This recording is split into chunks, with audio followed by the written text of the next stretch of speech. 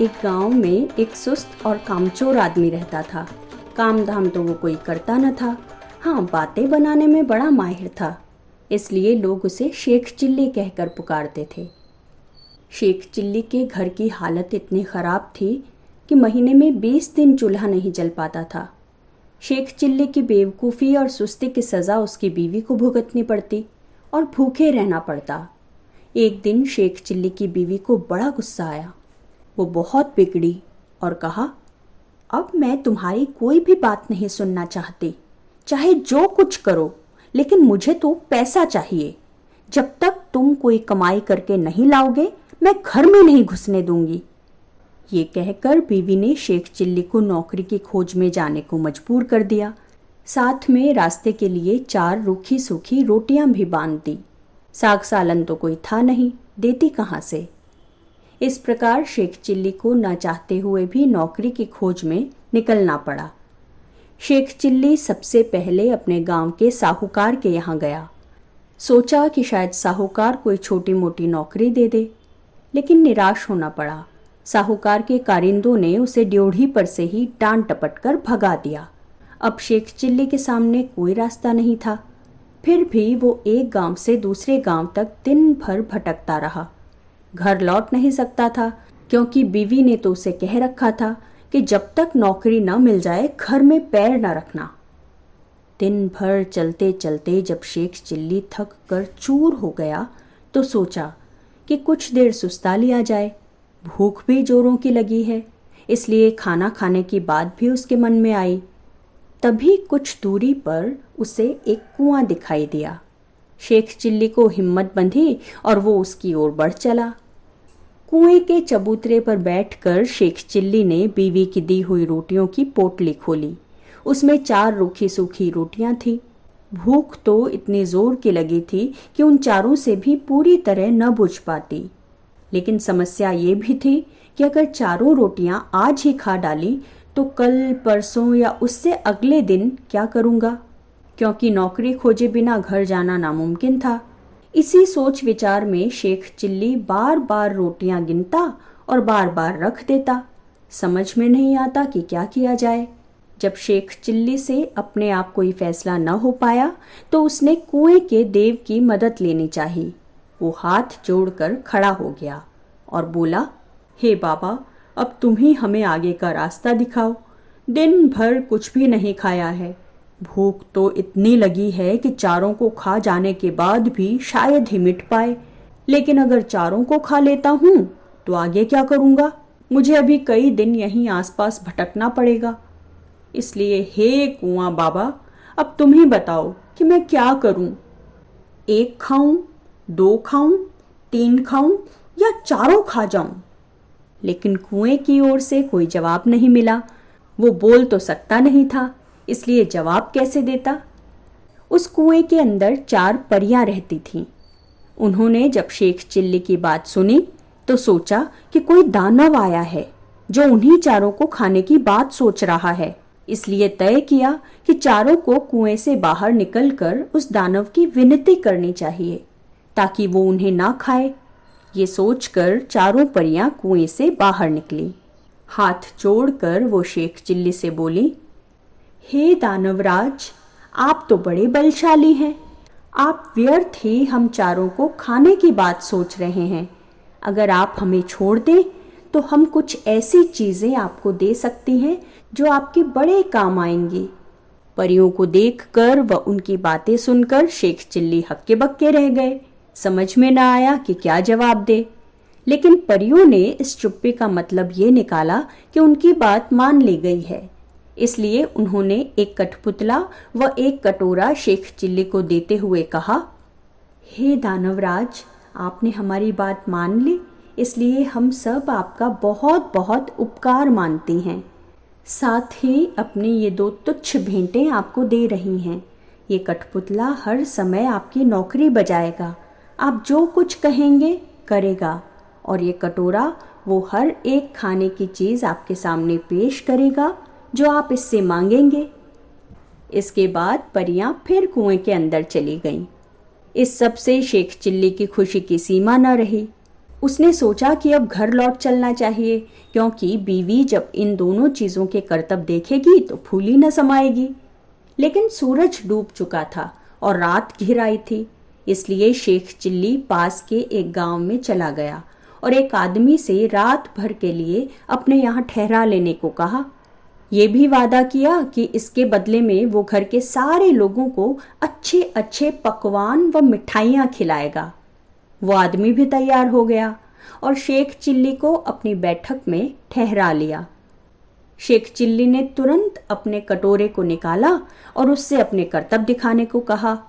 बात की बात में खाने की अच्छी अच्छी चीज़ों के ढेर लग गए।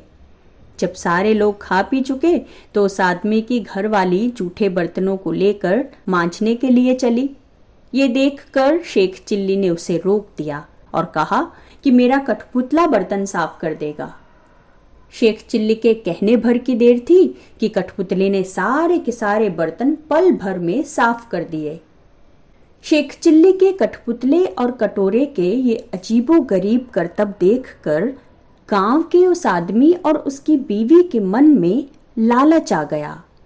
शेख चिल्ली जब सो गया तो वो दोनों चुपके से उठे और शेख चिल्ली के कटोरे व कठपुतले को चुरा कर उनकी जगह एक नकली कठपुतला और नकली कटोरा रख दिया। शेख चिल्ली को ये बात पता न थी। सवेरे उठकर उसने मुंह हाथ धोया और दोनों नकली चीजें लेकर खुशी खुशी घर की ओर चल दिया। घर पहुंचकर उसने बड़ी डींगे हाँकी और बीवी से कहा, भगवान, अब तुझे कभी किसी बात के लिए झींकना नहीं पड़ेगा। न घर में खाने को किसी चीज की कमी रहेगी और न ही कोई काम हमें तुम्हें करना पड़ेगा।